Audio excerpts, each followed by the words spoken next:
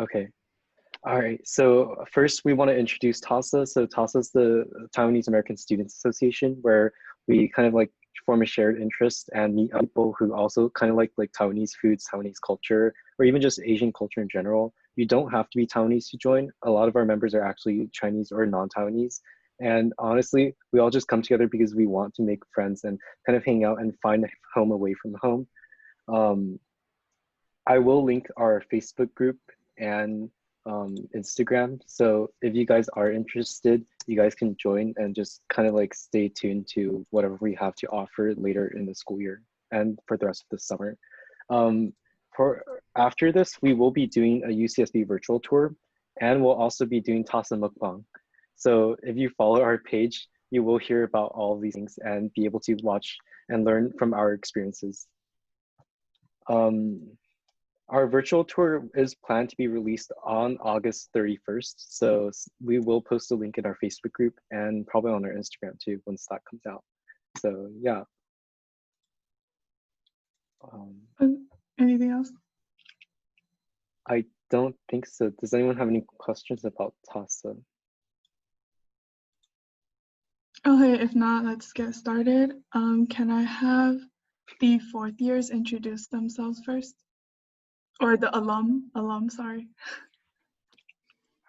Hello, I'm Lynn. I am a recently graduated alum. I majored in physics or I guess I got my degree in physics. So, yay.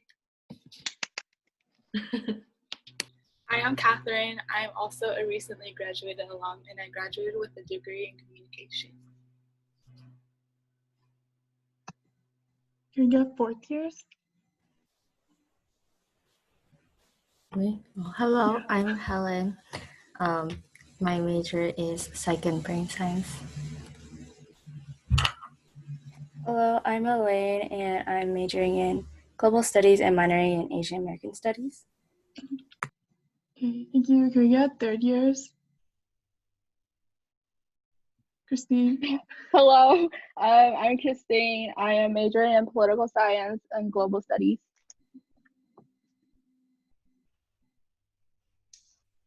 Hi, I'm Austin. I'm majoring in philosophy and econ. Okay, can we get second years, please? Jason. Hi, I'm Jason. I'm majoring in I'm pre-bio major currently. Hi, I'm Wesley. I'm currently a pre-com and pre-econ major.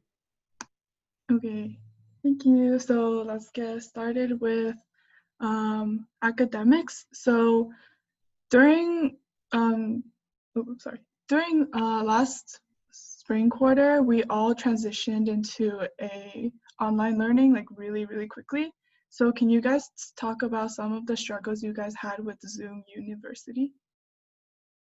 Just like whoever wants to speak can go ahead. Hello. Okay, you can go first. So while it was my last quarter, so I will say that, you know, my motivation was kind of low, but it all for me really depended on how well the professors structured the class and how like committed they were to online teaching. One of my professors had done recorded lectures or like online lectures before because he sometimes had to teach remotely because of he had to like go overseas or something, and I felt like that really showed in how comfortable and like how used to he was like teaching online. He had like a lot of different resources, so that was fine. But I would say for like classes that I wasn't as much interested in, it was difficult for me to pay attention in lecture and like be committed to taking notes instead of just like having it play in the background. But it eventually obviously worked out fine, but it was definitely a transition for me. Then would you guys say that online classes are harder or easier than in-person ones? I think it depends on your personality type. I feel like if you're someone who's motivated, you'll do well regardless. But for someone who's kind of chill and kind of takes things slowly, it's a lot hard. Online learning is a lot harder because you have to keep yourself accountable for all your work. And yeah, so especially if you're not interested in the classes you're taking, you'll find that it's a lot harder to keep going to lectures and watching your videos. Like a lot from my G classes, I never went to my TA section at all. I'm not gonna lie, and yeah, no TA sections don't exist on Zoom. And especially because there's not much like supplemental like content you're getting from TA sessions, because you can just rewatch the lectures from like your main professor or instructor or whatever. Oh, also I will say, like, I've been noticing that a lot of the classes, they aren't really taught by professors now. It's mostly grad students. Like the past 2 out of 3 of my classes have, like, normally they're led by like a professor, but they've all been like grad students, which is kind of interesting. It's very different. Is it Can I say because? something? Oh, sorry. Wait, go I ahead. was gonna kind of add on to that. For me personally, at least, I think online or when you're in person, a lot of the studying is kind of like self-guided and you have to take time out of your own day to go over the material. But for me, I found that my online classes, it became very like assignment based. Like after every class there usually be like an assignment. It's kind of like high school, and where you have like daily assignments almost, or weekly discussions, whereas in person I feel like you kind of just move at your own pace and no one's really monitoring you. Yeah. I know in some of my classes I had to do like creative projects instead of like an essay or a final. Do you guys have any similar experiences, especially if y'all are in humanities, for people in humanities? For my CS class, we had a final project. Like instead of like an actual written final, we had to like code a game, and that was it was interesting. It was kind of stressful, but it was interesting. And yeah, and also for my math class, I don't know, he just gave us like a weird. He didn't call it a final, but he just gave us like a assignment, and we had like a long time to do it. It's just like, I guess it's okay, but yeah, I feel like a lot of, because through distance learning, like a lot of instructors are a lot more lenient with how they structure their exams and stuff and grading, which is kind of a nice I don't know, boost to your GPA, because I know my GPA would definitely not be as good as it is right now if we weren't doing distance learning. So yeah, it's nice. Okay, so there's kind of like a stigma behind tutoring in college. So have you guys ever attended like CLAS, which is the tutoring provided by the school, or were you ever a tutor, so on the other side, and what are your experiences like? I will say that I did CLAS for all of my math classes. So linear algebra, vector calc, and forgot what the other one was, ODEs, I think. And I would say CLAS is definitely like, there's absolutely nothing wrong with taking it. In fact, for me, it was easier in the end because I was like, I'm forcing myself to have like this hour or 2 of extra practice per week. And like, it's my way of keeping myself accountable. And it's, easier to just like do the practice problems there and just have that time already set away, at least for me, to just do it. Yeah, I would definitely recommend CLAS for in class that you can take. Wesley, have you taken CLAS for econ? Yeah, I feel like it's pretty helpful for like any type of class you're taking. I know they don't offer it for like every single major, just because like some majors you don't really need CLAS classes, but like for classes such as like they offer it for like bio, I think, or like chem at least, and then like econ and math. And I my first quarter I didn't take it because of like that sense. I guess like going to college, I was like, well, I didn't really need tutoring in high school. Like I don't think I would need tutoring in college.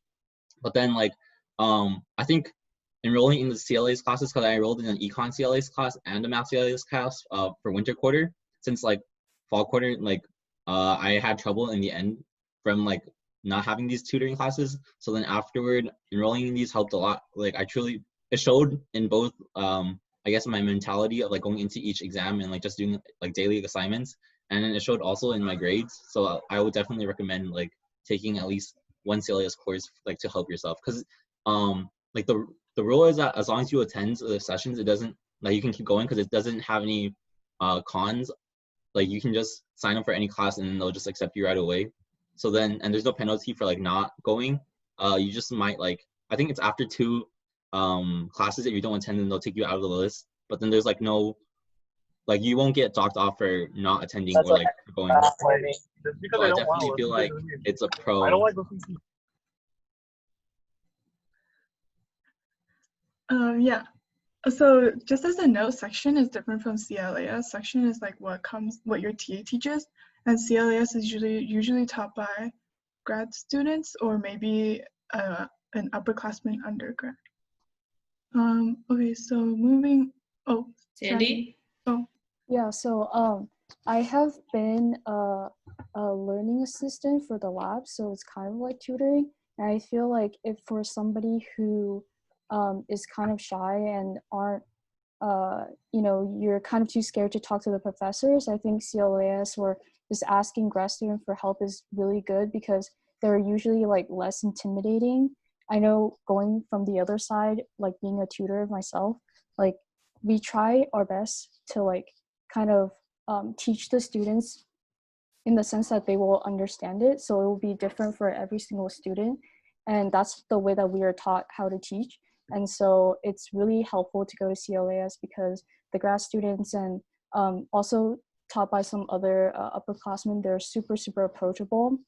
And so, yeah, if you're ever too intimidated by professors or anything, definitely go talk to your grad student, go talk to your TAs, or talk to a CLAS tutor, and they will be able to help you. Yeah. Yeah, thank you. Also feel like CLAS gives you more practice problems than section.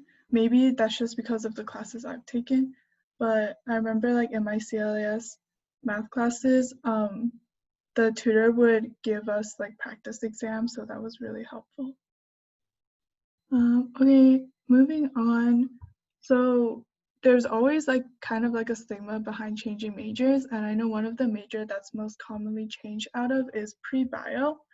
And probably one of the reasons for this is because all or most of the prereq classes are weeder classes, meaning that they make it hard so you drop, so they have like less admission for that major. What are your experiences with changing major, and how do you know you want to change like that? Yeah, just unmute yourself. Just unmute yourself, guys. For me, actually, I started as a comm major, so I entered thinking I would go into like business or something, but I actually changed to second brain science, so a totally different field.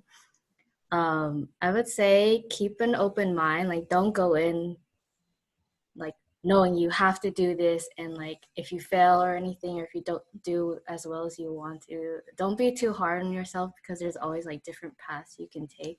Like for me, I'm heading in the education field, and when I came into college, I never thought I would go in this area, but like keep an open mind, I would say.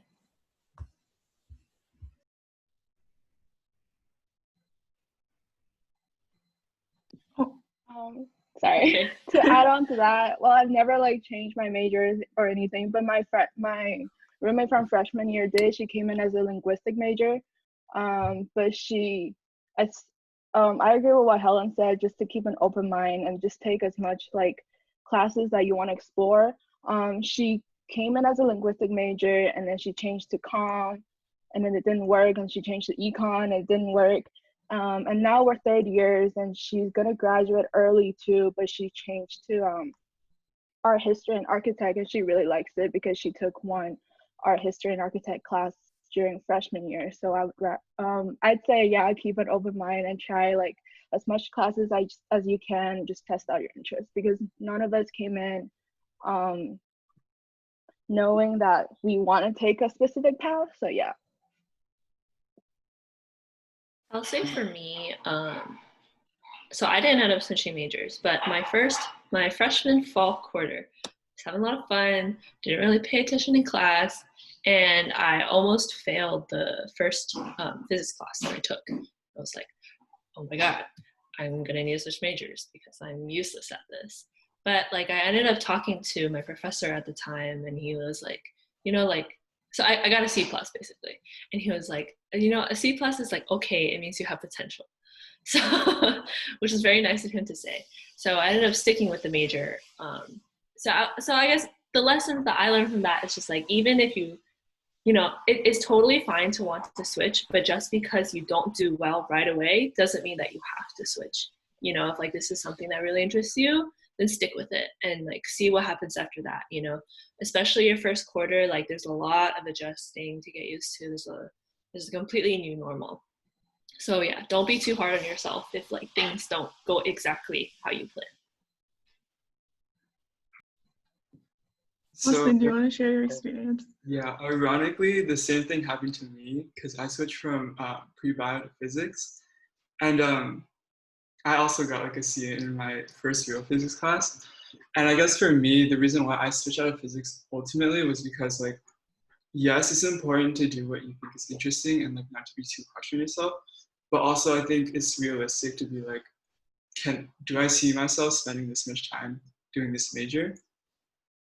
So I think ultimately, like, you just have to ask yourself, like, do I like it enough to go through all this? And if you do, then keep up with it. But if not, then I think it's important to look for other things you might be interested in, because there's a lot you can do in college. And if you kind of settle too quick sometimes, especially if you don't know what you want to do, like for sure, then it could be detrimental to your experience, I guess.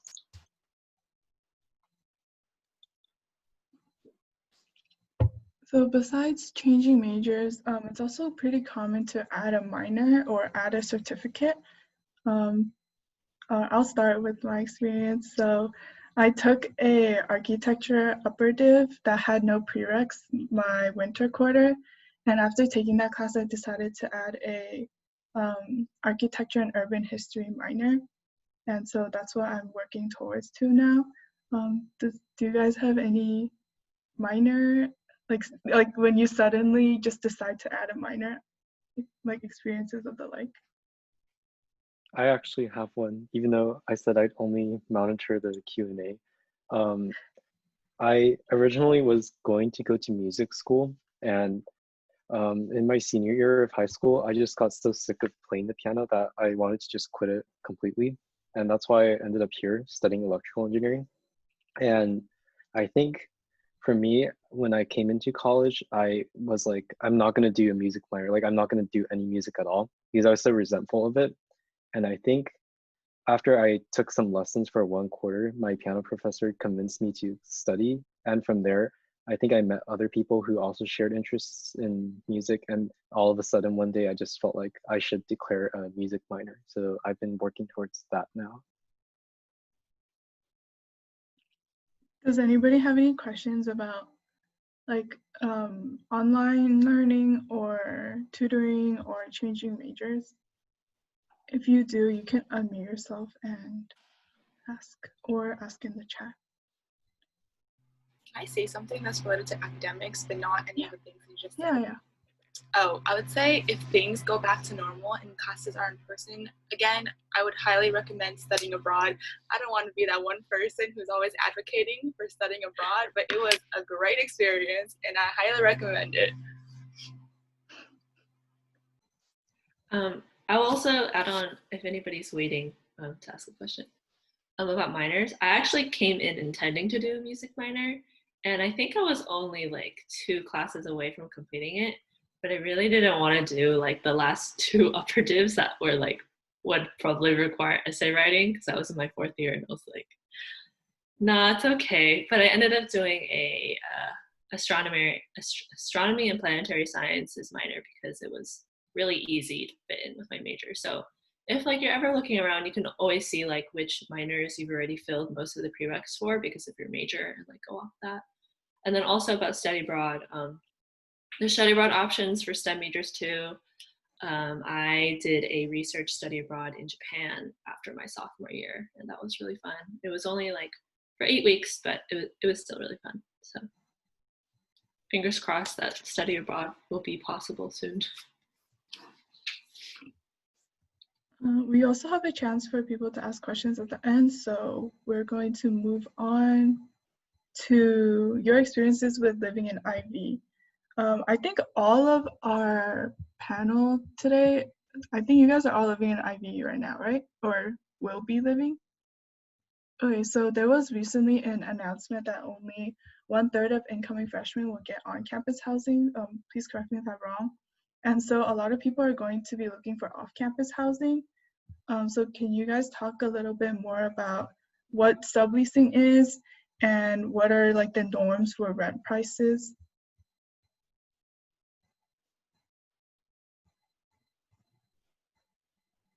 Elaine, Okay. Oh, does somebody else want to speak?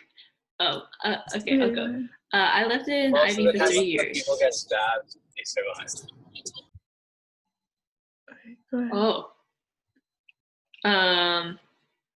And so yeah, I moved in my sophomore year.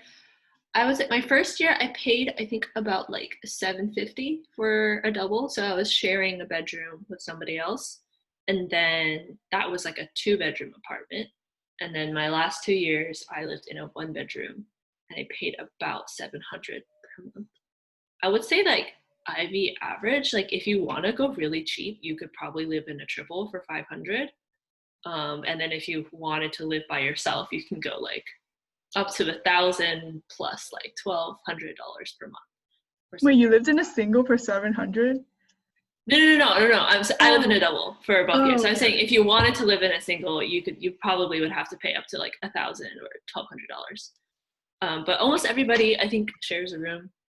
I liked living in Ivy. I didn't really like living in the dorms that much. I think it's important to experience living by yourself, or at least, like having to deal with the housing, communicating with landlords, people you live with, I feel like it's all part of learning how to be an adult kind of thing. Yeah.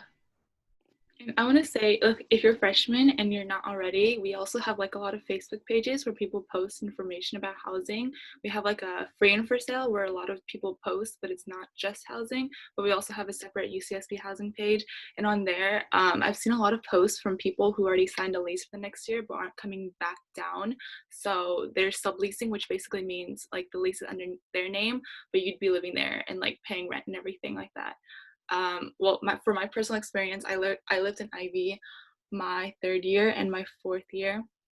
And for my 3rd year, I lived in a 2-bedroom, 2-bathroom apartment. So I was in a double and I paid $650 for that. And that one was under a private landlord. So, for what I've heard in my own personal experience, I prefer living under a private landlord than working with one of the like leasing companies, because the leasing companies tend to like fuck it. Are we allowed to swear?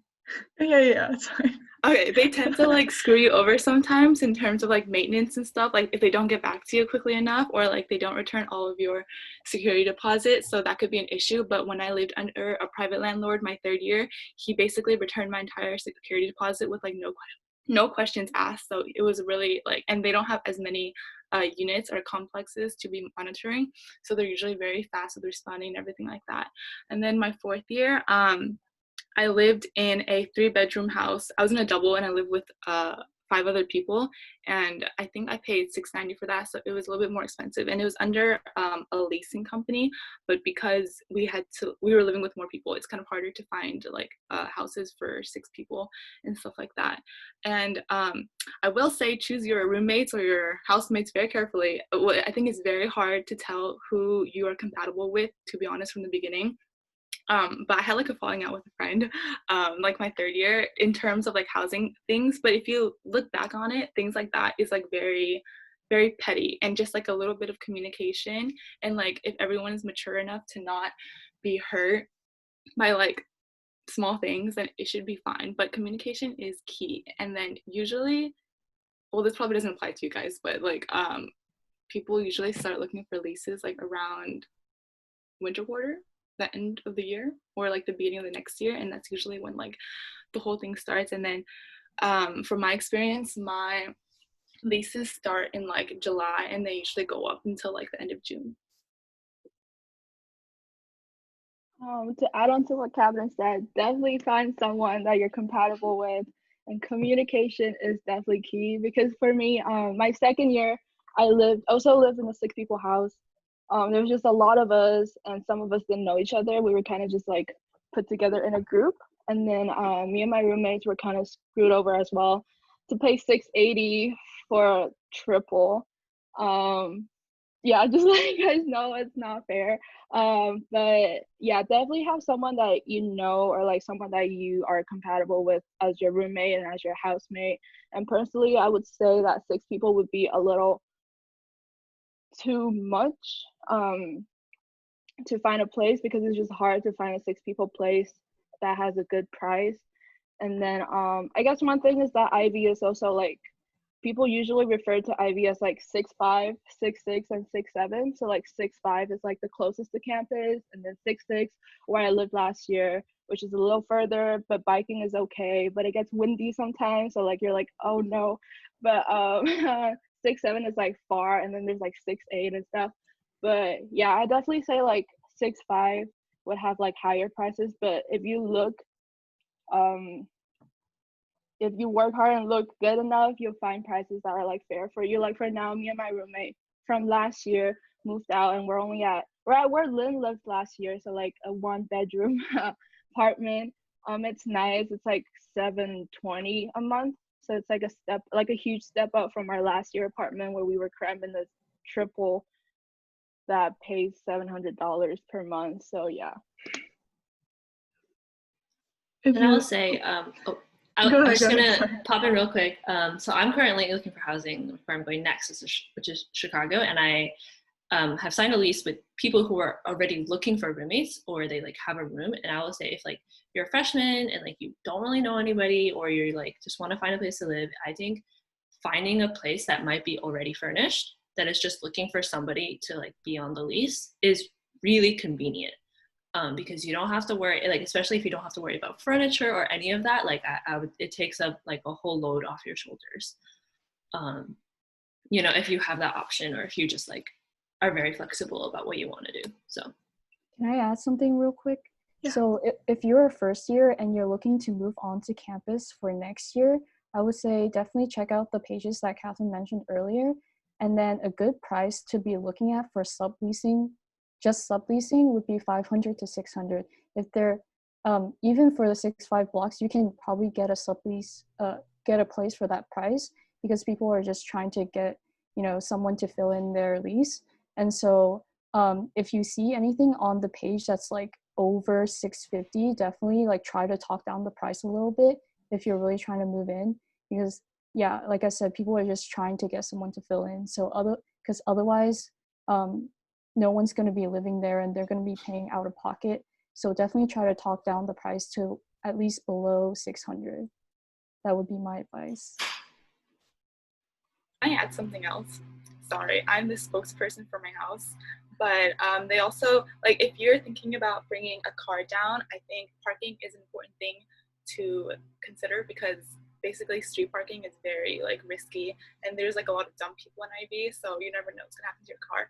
But if you do have a lot to park in, like my senior year, we had a lot to park in, but we had to arrange with our neighbors. So if you do have that, I would recommend getting to know your neighbors and like talking through the parking situation. And in terms of subleasing, I think having it down in writing is important, because just so everyone on both sides kind of understands the term that you're both agreeing to, and it's not like if one of them wrongs you, you don't have anything in writing to prove it to them. And also, if possible, ask for virtual tours from landlords, because the pictures online tend to be very misleading and they look a lot more pleasant than the apartment actually does. You read my mind. I was going to talk about parking next. yeah, I learned how to parallel park in IB, so. Practice Yeah, at also for parking, also for freshmen, I know a lot of people will consider parking on campus.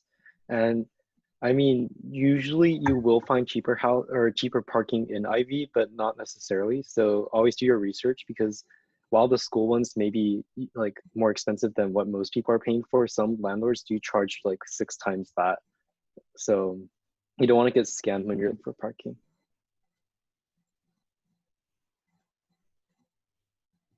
Does anybody have any questions about housing or anything they want to add? Elaine, do you have something you want to add? You haven't talked yet. I was gonna say something about like parking, but I guess people already answered it. You can repeat it. Oh, I was gonna say like, if you would rather look for street parking, the 6-5 blocks aren't that good to look at because people usually, or at least when school was in person, people park their cars there to walk to school since they live farther away. So I think 6-6 block is where street parking is more free. As a reference, how long of a walk would 6-6 block to on campus? To campus? 10 plus minutes. 10? It depends on how fast you walk. 10 to 15. Takes me 20 minutes, but you know, I'm a slow walker. For parking, generally it's the easiest to find if you're further away from the ocean and then further away from campus in that direction. So, Christine, someone's asking. Yeah, Oh, I was gonna read it.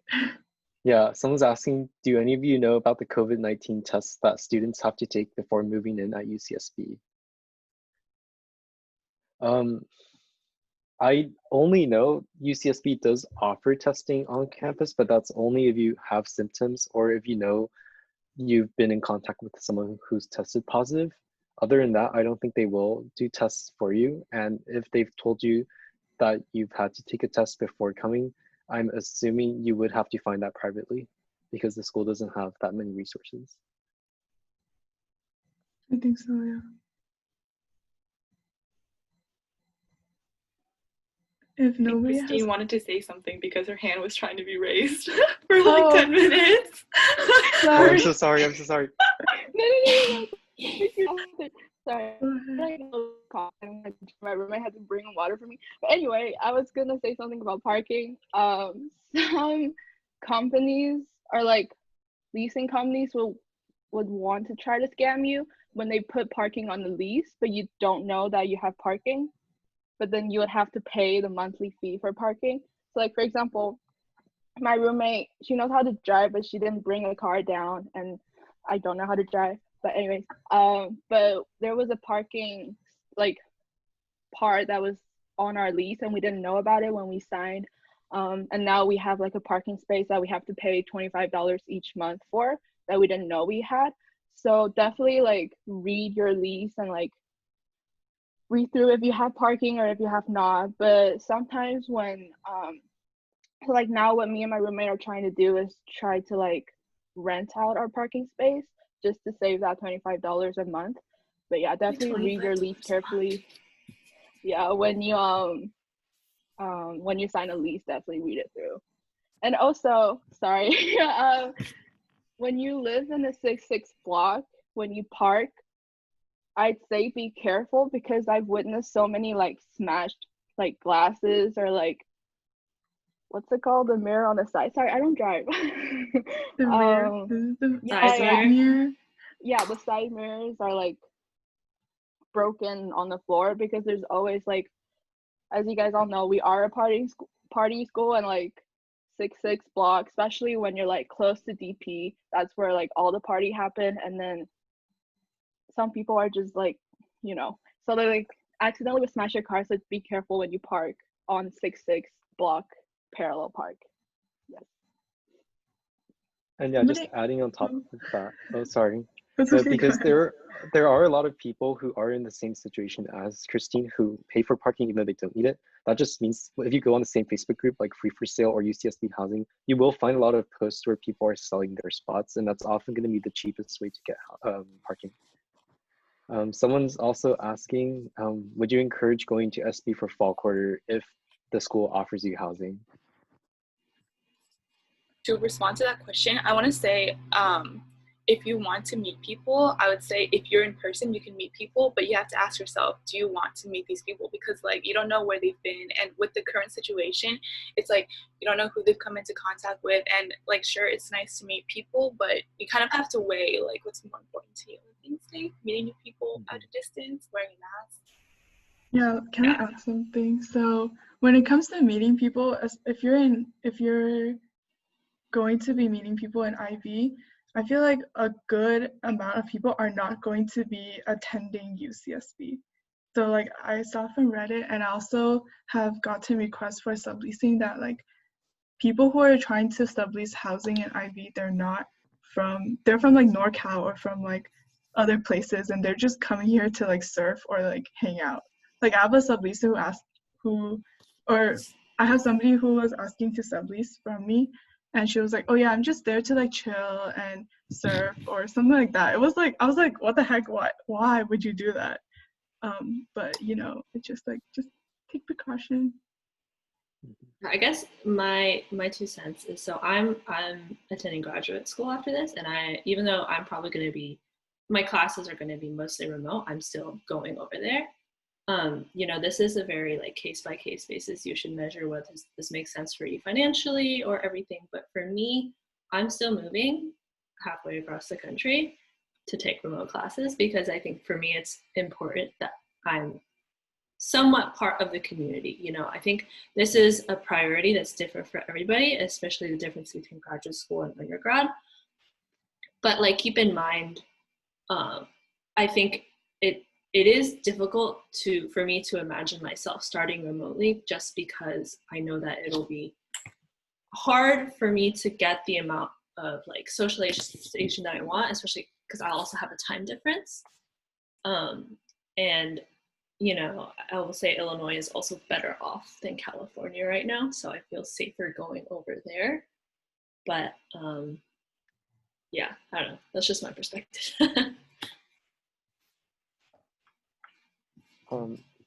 Does anyone else have anything to add regarding housing? Yeah, so well, personally, like I feel like I've heard both sides, because my sister is like an incoming freshman as well, not to this school, but like to UCSD.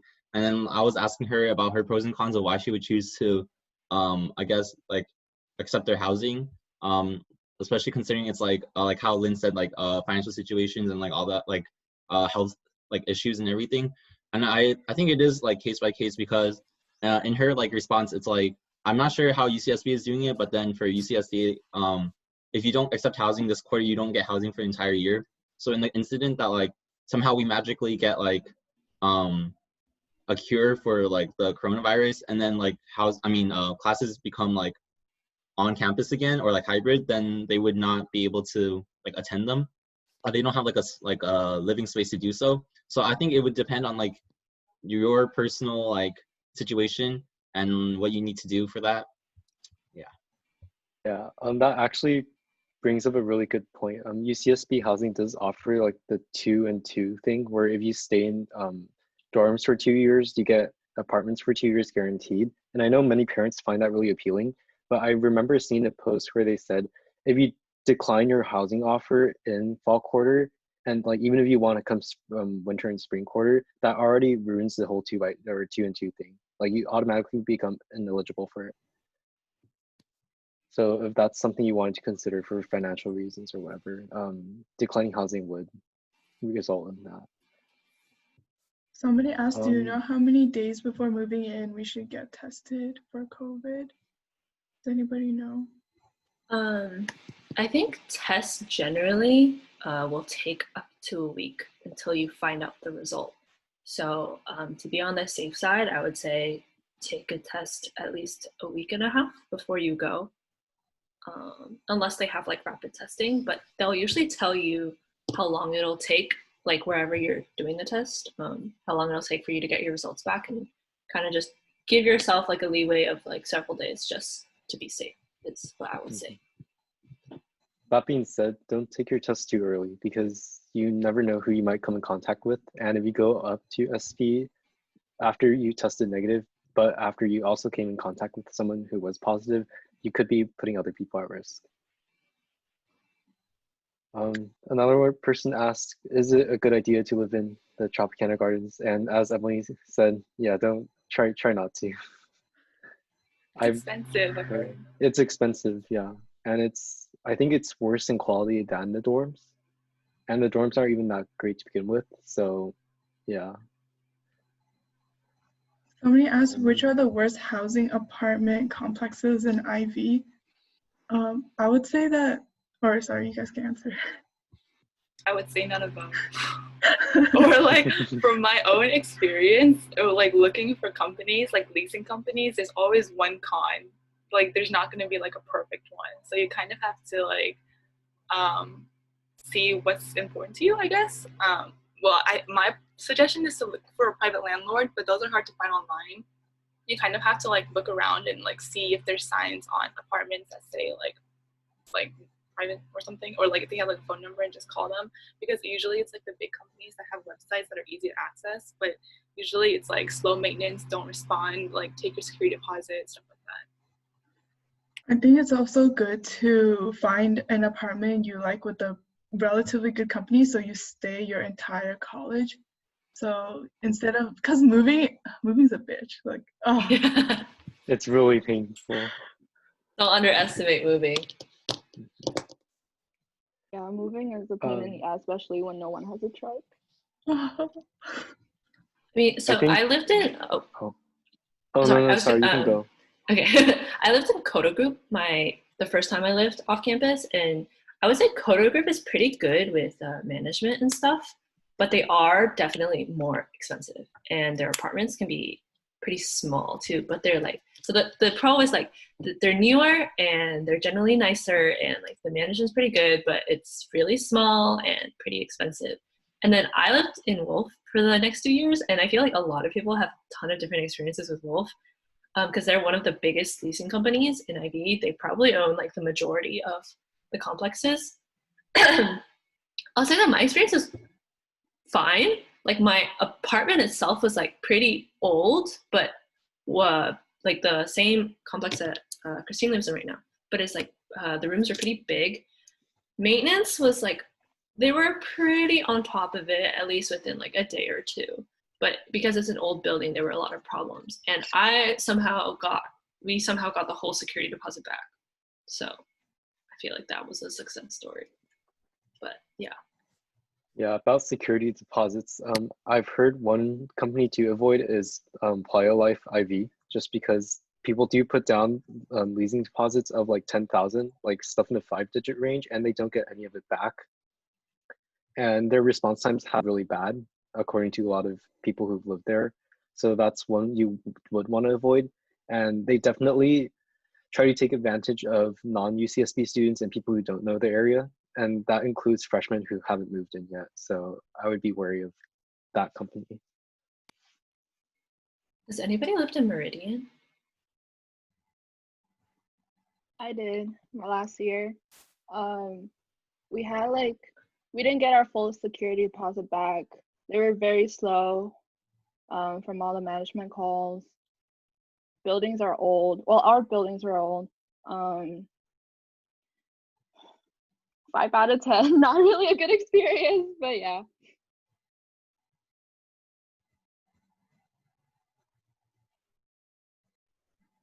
Anything else about, any other questions about leasing?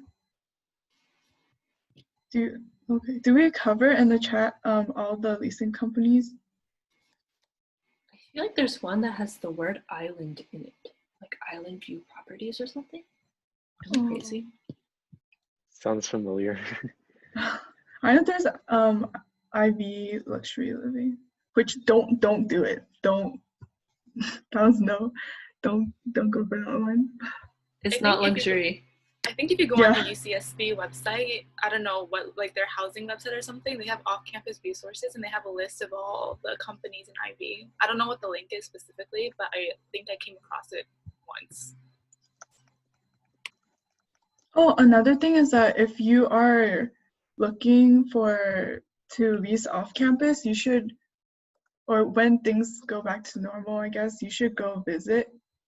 You can always like ask the landlord to hook you up with the current tenant and then like go see it in person or virtually. Yeah. Oh, and if not, like usually you don't even have to schedule it with the landlord. If someone's already living there, you could always just knock on their door or knock on someone else's door in that same complex, and usually they'll be more than happy to show you around. Okay, let's move on to our last section if nobody has anything else. So our last section is about social slip-ups. Do you guys, when you guys were freshmen, did you guys ever wish that you guys went out to more events and stuff like that?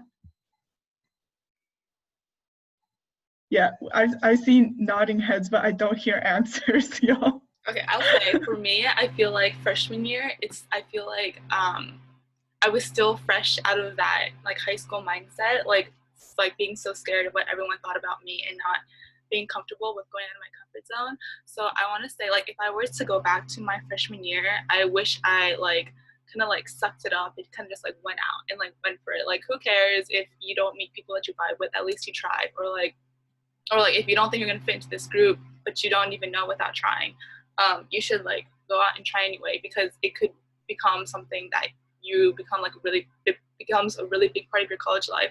And if you didn't try, then if you didn't try, then you won't ever have had that experience. And also, I want to say like there's, for example, like this whole quarantine thing. I'm sure we all had a lot of big plans for spring quarter, and then like maybe like fall and winter quarter, everyone was like, oh, it's okay, like I won't do that now because I'll just do it next time, or like, you know, we'll just go out this time. But I want to say maybe we should start living like the next month's gonna be in quarantine, you know, like you never know when you lose. It's like you never know what you have until you lose it. So yeah.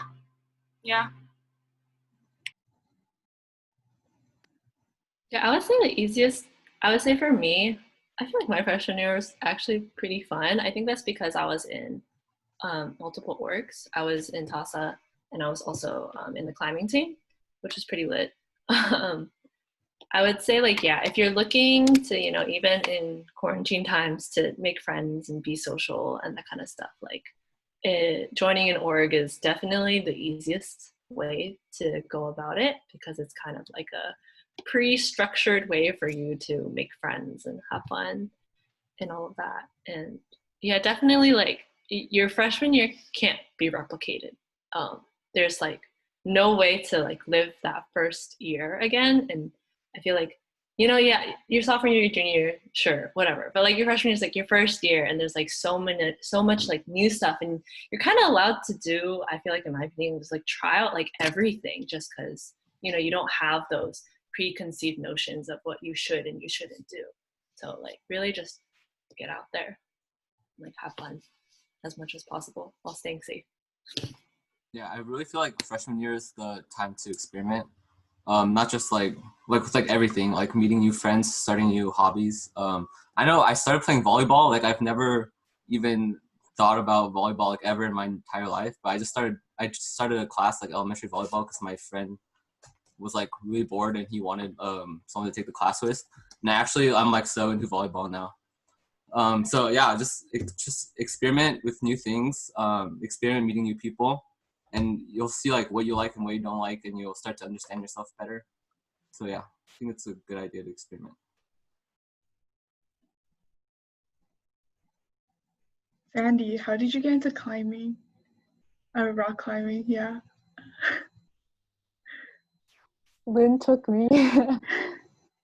So this was last summer. I don't know how, like, Lynn was just like, oh, do you want to go climbing with me?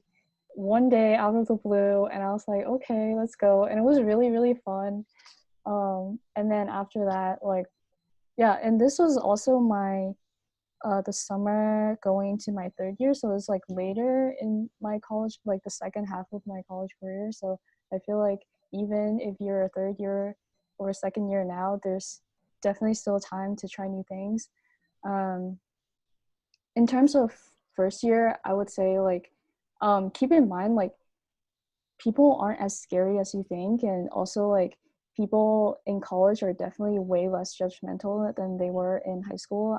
I know that like probably everyone here has had like high school drama sometime in their life, but yeah, in college it's definitely different, and people are not as judgy, and you know we all kind of have this mutual understanding that we're here to get an education, we're here to meet people, and we're here to socialize and make connections. And so, yeah, people kind of are more accepting in that way. Yeah. So if you want to meet someone new, just go up and talk to them. No one's gonna be like, oh, why is she like approaching me, or things like that. So yeah.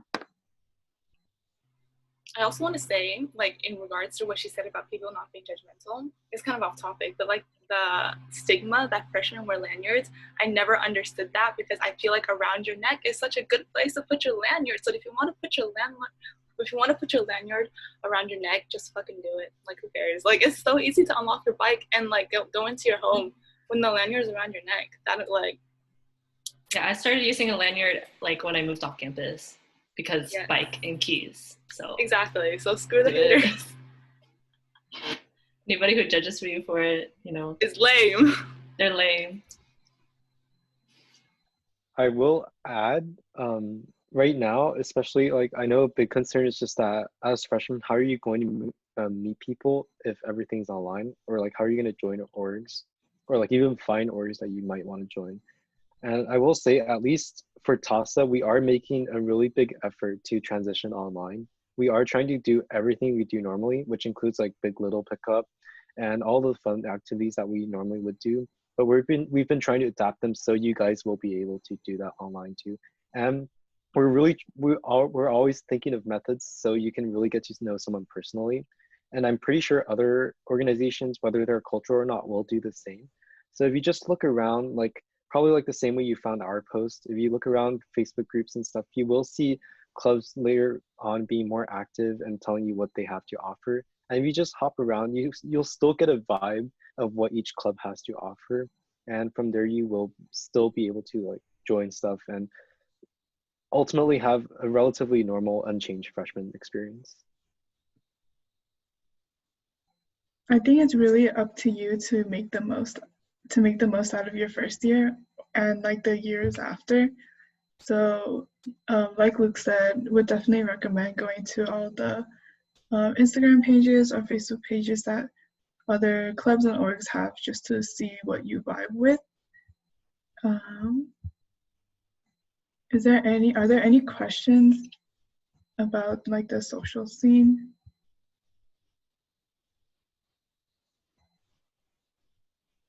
Is there anything you guys want to add?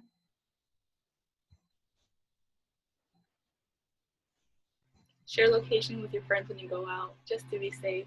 And don't sit on the curb. Oh yeah. What do you guys think about getting to parties early? Don't do it. Don't do it. Do 10:30 or later, generally. Good to be punctual everywhere else except for at a party. Yeah. Be punctual to TASA stuff. I had experience going to a party with my friends, and we showed up like the exact moment the party was set to start, and it was just us. I was literally just standing there awkwardly. It was my top freshie mistake. But yeah, don't go to parties early, 10 or 10:30. Oh, now that Christine said that, can we all go and say our top freshman mistake or regret? Starting with alums, please. Can't remember. Put on the spot. No regrets. Not studying enough my first quarter. Because of physics. Yeah, I mean, obviously it ended up fine, right? But like, I should have studied more. Catherine. Oh, I feel like I being social enough. I have very shitty memory. Well, I feel like it's not really a regret of mine, because it's like, no regrets. You can only meet so many people in your life, right?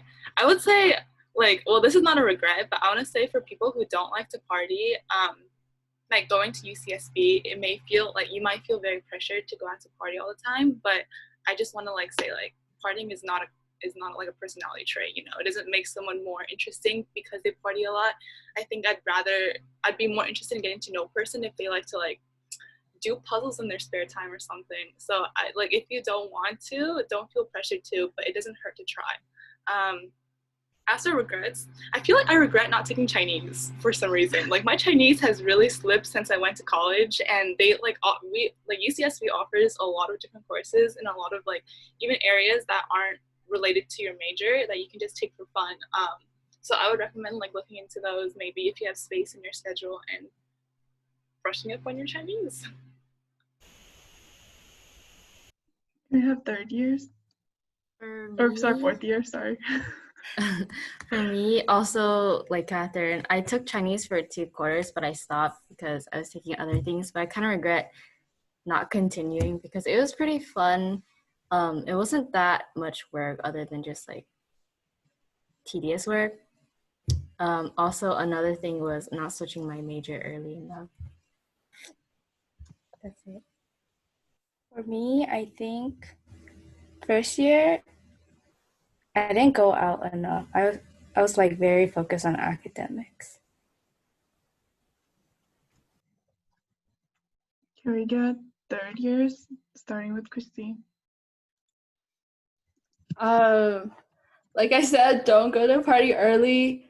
I think another mistake would be, I would say like have better communication with your roommates because whether that you guys are moving in during the fall or after fall, when we had during our freshman years, we were in triples. So like definitely have like good communications with your roommates because you know that's like 3 people in a room, and like sometimes like don't be a pushover, like tell your roommate what you need.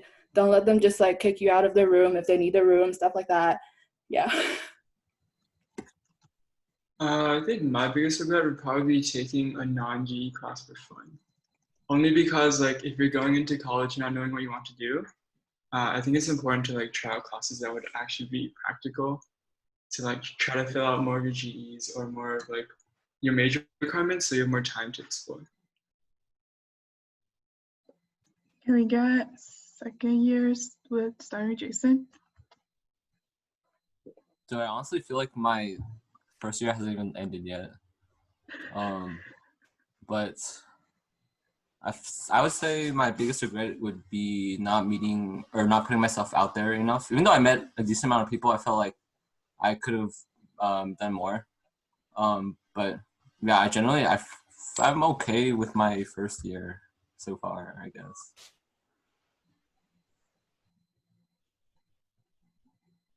For me, I feel like it's a mixture of everything. Like I put myself out there too much and then not enough. Like I try too hard in school but not enough. Like so I think it's just I guess my biggest regret is or like mistake would be for my first year is assuming that like the balance that I could do, like that how I balance high school would be how I balance college.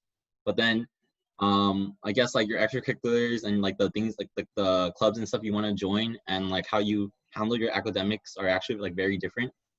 And for me it was like not I guess like trying to experience a lot without realizing that I was trying to experience a lot in my first year because you naturally like already experience so many new like things and you like try so many new things already just because you're like taken out of your environment of your hometown or whatever, and then you're like here like now, and then that I guess in effect caused me to not focus as much in school because I thought like it wasn't a problem, and then I ended up getting like really behind. But in terms of like, so that was like in terms of going out too much and then not going out enough is like uh a lot of times in the beginning of your first year, a lot of people try to talk to you at the dining commons because obviously like everyone's just trying to be friends with each other, right? And so I guess my mistake was that I didn't really like I really wanted to make a lot of new friends, but I didn't really understand how to other than like that reason. But I would always have too much like social anxiety of not having like someone to sit with while I'm eating. So I never went to the dining common without a friend, but because of that, that like never allowed me to actually like make new friends because I would always like already have a friend. So like why would someone random like a person will only go up to another person who's eating alone to like make new friends, but then if you're already in a group, then that's pretty intimidating. And so I like that would be my biggest regret for my first year in terms of like social life. Luke, your turn. Okay, I would say My biggest freshman mistake, I mean, in freshman year, I went through a lot of anxiety because of imposter syndrome. And I think that's something that a lot of us feel when we go in, because it's like UCSB is a very diverse class, which means you might have something special, but everyone else will have their own special things. And that combined may seem like a lot. And I think what I wish I did was just like kind of honestly like acting on it and like taking classes like what Jason talked about, like the volleyball classes or like elementary sports, doing more activities that aren't academic. I feel like if I had gone out of my comfort zone to do stuff that I normally wouldn't do, maybe I wouldn't have felt that so strongly, because I know like at least I've tried these things, and if it doesn't work out, it's just like, well, I have my own things that I'm stronger at, but maybe that's just not it. But not having tried these in like freshman year just means I'll never really know unless I make time for it later on, which is really hard. So yeah. Christine, what about you? Oh, wait, let's go with Anya first. Oh, okay. And Okay, I guess my regrets are pretty similar to like everyone else's. Like, I was really lucky that like my roommates became like my best friends. So I kind of like settled with that. You know, I was like these are like my friends. Like I found my people. I don't need to like reach out and find new people. But I really wish I went out and met a lot more. I mean, I met a lot through TASA, so I'm really happy I joined. Yeah. I guess other than people, there were a lot of like events that like I put like on my calendar that I wanted to go to, but I ended up not going to just because I was like lazy, and I really wish I did, because now I'm just like sitting at home like just doing class, and it's like I wish I could go to those events. So, you know, if you really want to go to something, like go to it. Don't be lazy. I think for me, one of my biggest regrets was going to too many events in fall quarter, which is like opposite of what everybody said. But it's like when you try too hard to get to know people in clubs and orgs, it just gets super exhausting, or especially for me because I'm a little bit more introverted. And so it didn't really give me enough time to study, or it didn't give me enough time just for myself. And I also regret doing what my friends do, and sometimes it's like you really just have to think for yourself, oh, what is right for me, instead of just following suit and following what other people are doing. Are there any more questions? If not, Anya, do you want to announce the raffle? Yeah, okay. So I put the list of like freshmen into a list, and I'm just gonna randomize it. Our first winner is, I'm not sure how to pronounce this, but Alkes. Congrats. And then the next person is Clarissa. Congratulations. Can you guys drop your emails, please? What did they win? Is that public knowledge? oh, it's $10 Amazon gift cards. Ooh, congratulations. Do I get a participation gift? Your participation gift is being a part of TASA. You can get a free live concert from me. Oh. Shit. I'll pay to see that, Luke. Wait, let me mute him real quick. No.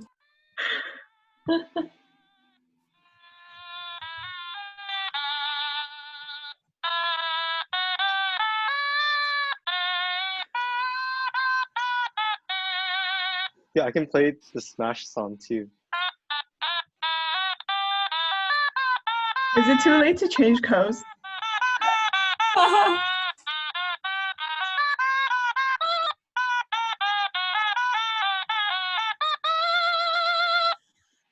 love the vibrato.